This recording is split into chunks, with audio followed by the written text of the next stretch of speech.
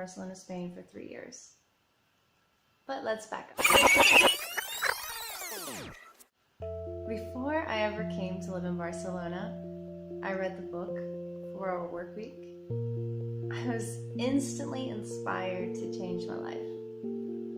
When before I had just wanted to get a job in HR and do music on the side, I now wanted to travel. This was back in 2013.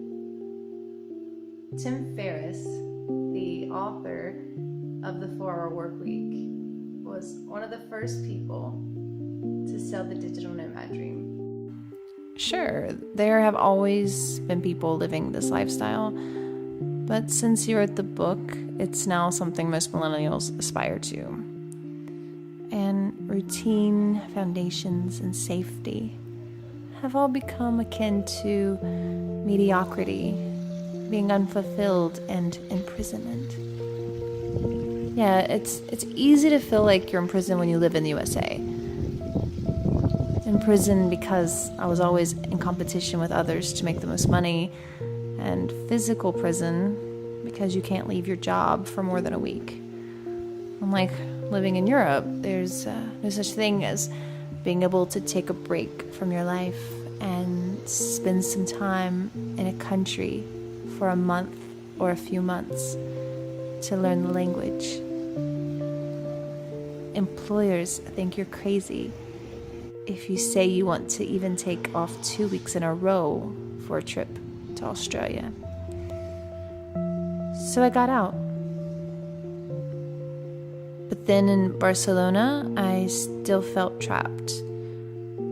So I found an online teaching job with VIP Kid, and I announced to everyone in Barcelona that I was leaving and that I was going to travel.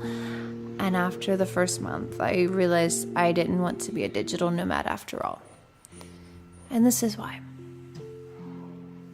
Number 1, happiness isn't freedom. Freedom isn't anonymity, not belonging anywhere, not having anyone to answer to, escaping the people who've hurt your feelings.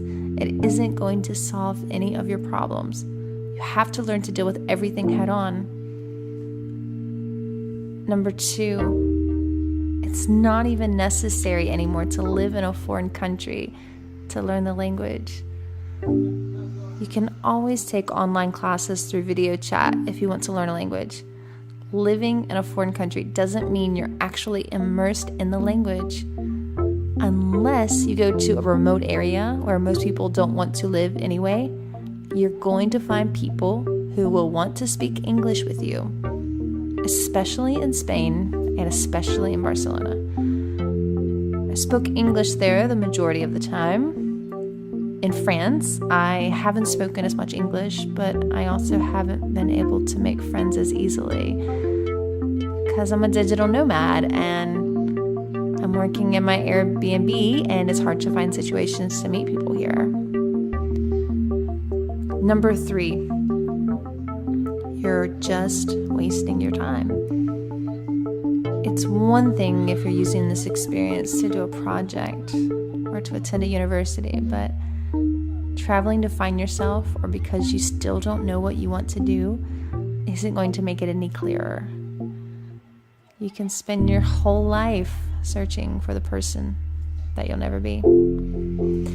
And then, if you're traveling around to a new place, even at a slower pace of one new place a month or every 2 months, you'll still be having to spend time just to find the pharmacy and grocery stores.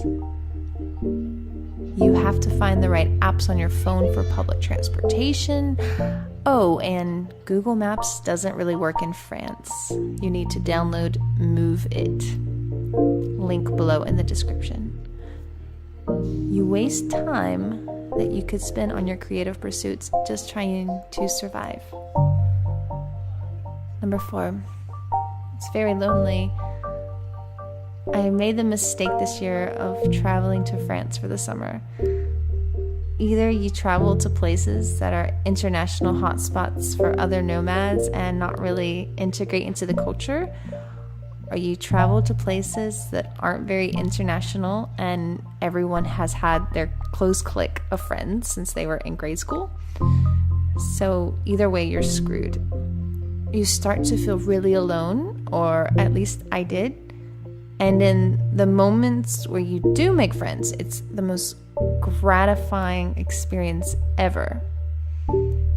But let's not pretend that it's going to be easy and without testing your inner strength. Number 5. Sometimes being a minimalist makes your life more complicated. I'm a minimalist at heart, but I'm a musician and it's really difficult to travel with my musical equipment. It's expensive and it's hard.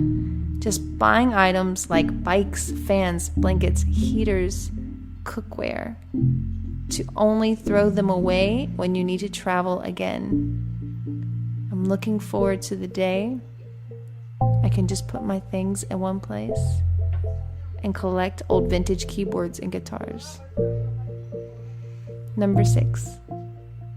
No routine equals little productivity and less healthy choices. There is a positive to living outside of the USA.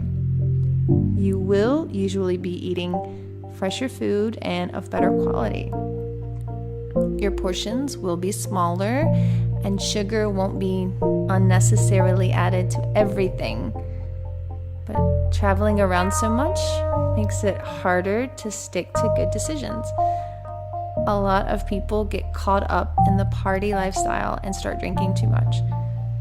It's hard to really go for your professional goals. It's more like you're treading water just to keep the clients you have if you travel so much, and yet you always feel like you're working. The more I travel, the more boring it is. I never thought I'd feel this way, but after having so many vacations and breaks living and working in Spain, I started to fall into a vacation rut, especially in Europe.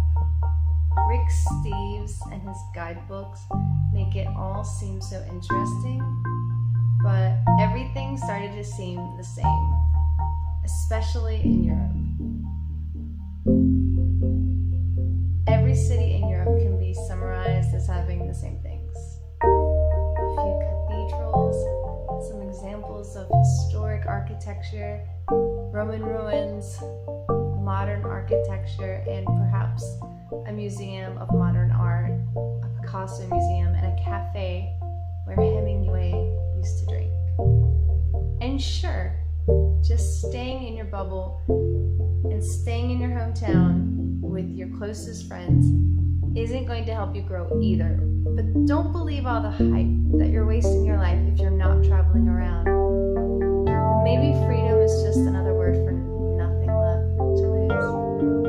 But maybe what we all need is significance and meaning in our lives, and not freedom. Significance and meaning that can only come from doing the same things our ancestors have done for centuries. Living in a community surrounded by friends we've known most of our lives, and being known and understood. Facing our difficult daily lives and past head on instead of running from them.